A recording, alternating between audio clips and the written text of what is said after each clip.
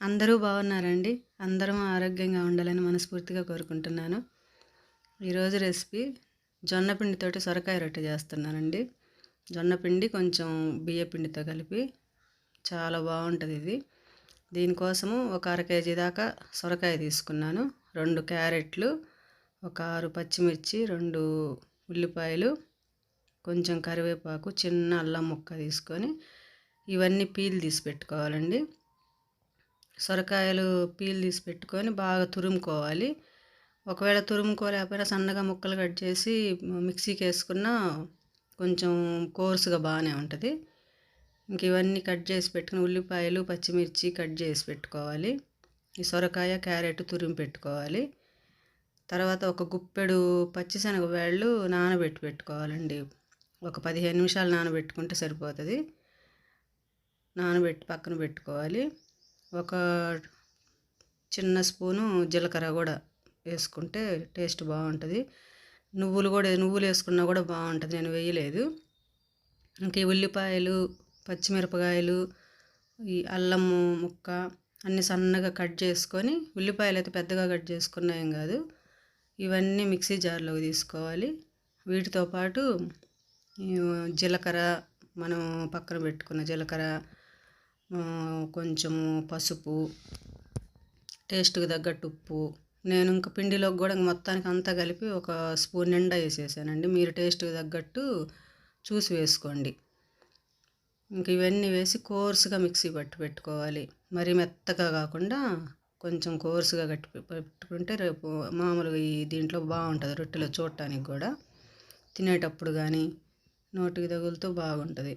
ఇంకా తర్వాత ఒక పెద్ద ప్లేట్ తీసుకొని తురిమిన సొరకాయని, క్యారెట్ని వేసి పెట్టుకోవాలి.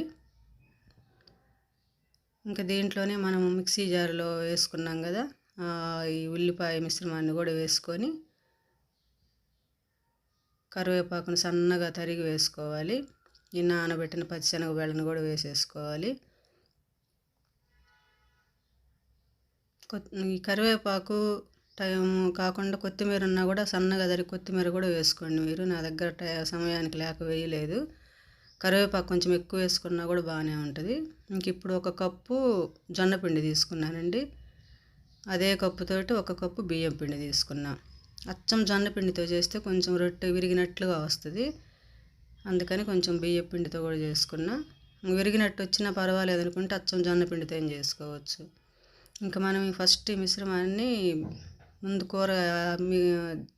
ఆ కూరగాయల మిశ్రమాన్ని అంతా కలుపుకొని తర్వాత ఈ పిండిని కూడా కలుపుకొని ఇంకంతా బాగా మిక్స్ చేసుకోవాలండి. ఇంక నీళ్ళు అయితే అసలు వేయకూడదు.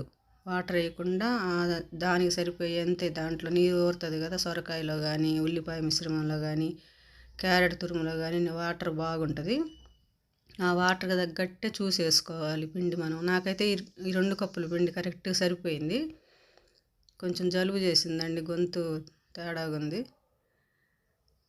ఇంకా అట్లా వేసుకుంటూ కలిపి, మీరు ఒకవేళ సొరకాయ కనుక తక్కువ తీసుకునే పని అయితే దానికి తగ్గట్టే పిండి కొంచెమే వేసుకుంటూ చూసుకొని కలుపుకోండి.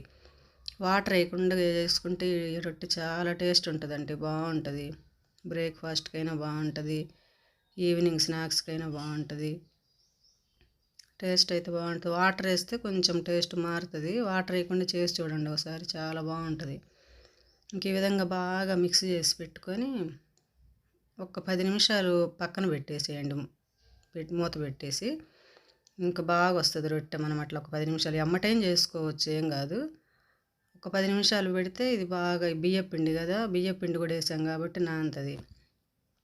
తర్వాత ఒక పెనం తీసుకొని ఆ పెనం మీద ఆయిల్ గ్రీజ్ చేయాలి. ఈ రొట్టెకి ఫస్ట్ చేసే రొట్టెకి కొంచెం ఆయిల్ తక్కువ, ఇట్లా మనం దోశకు పూసినట్టే పూసి చేస్తున్నానండి.